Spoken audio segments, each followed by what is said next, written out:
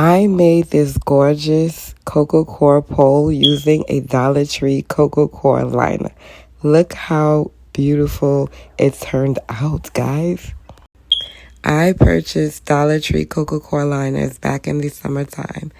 And I'm so glad I did because now I get to use it for this DIY coco coir pole that I'm going to make. Okay, so I'm just deconstructing the coco coir basket liner, and I'm going to use this to form it around my plant stake. You can use a plant stake, a pole, whatever you have, right? So I'm just forming it around here. I'm leaving that little space open. You can close it if you want, but I left it open so that I can add to it for when my plants climb and reach the top, right?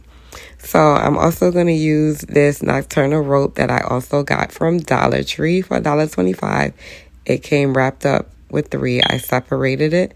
And now I'm going to tie a knot right here and continue to form the coco coir basket liner around my pole with the rope.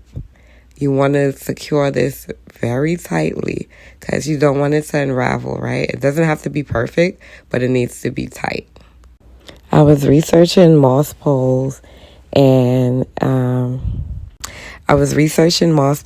are good for plants with aerial roots because you can water through the moss pole and the aerial roots will get nutrients and water, which makes your plants a lot happier because it's not just pulling nutrients only from the soil all the way up. It's getting nutrients all the way through. The downside with that, they said, is that within about 5 years or so, or sooner, it will mold or rot. And you will have to change out the moss in there. So you have to take your whole plant down and do all that. I'm not doing all that. So I said, you know what? I'm going to go with the coco coir. So I won't be able to water through the pole because it's too dry and it doesn't retain moisture or nutrients in the coco coir. But I will be able to have a pole for my climbing plants and it looks beautiful and it only cost me $2.50.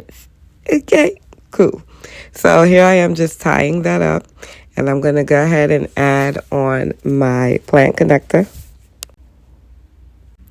I should say pole connector, right? So I'm going to snap that on there, and then I'm going to snap on the bottom piece.